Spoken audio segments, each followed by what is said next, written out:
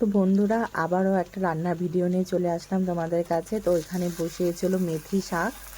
এই যে মেথি শাক এনেছিলাম বাজার থেকে 4 আটি। তো মেথি শাক বসিয়েছি, মেথি শাকের মধ্যে দিয়ে দিলাম বড়ি। আর এখানে বসিয়েছি হলো ফুলকপির বড়া। ফুলকপি এখন এত সস্তা হয়ে গেছে যে আর খেতেও আরও ভালো লাগে না অতটা। যখন দাম ছিল তখন বেশি খেতে ভালো লাগতো, তাই ভাবলাম পকোড়া বানাই। আর এখানে লাউয়ের চোকলা ভাজা করব, লাউয়ের খোসা ভাজা, তার জন্য একটু সেদ্ধ করে নিলে ভালো হয়। আর এখানে হয়েছে পুঁটি মাছ ভাজা, পুঁটি মাছ ভাজা, পেঁয়াজ দিয়ে পুঁটি মাছ ভাজা করব।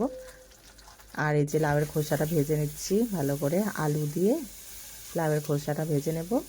আর নামানোর আগে পেঁয়াজ দিয়ে দিব, তাহলে একটা সুন্দর গন্ধ বেরোয়, ভালো লাগে খেতে।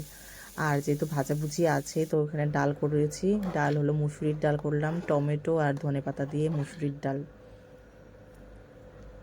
আর বানিয়েছি হলো লাউ ঘন্ট, বানাবো আর কি, বানানো হয়নি এখনো। এই যে পেঁয়াজ সম্বাসের জন্য পেঁয়াজ টেয়াজ কেটে রেখেছি, লাউটা কেটে রেখেছি। এই হলো আজকের রান্না।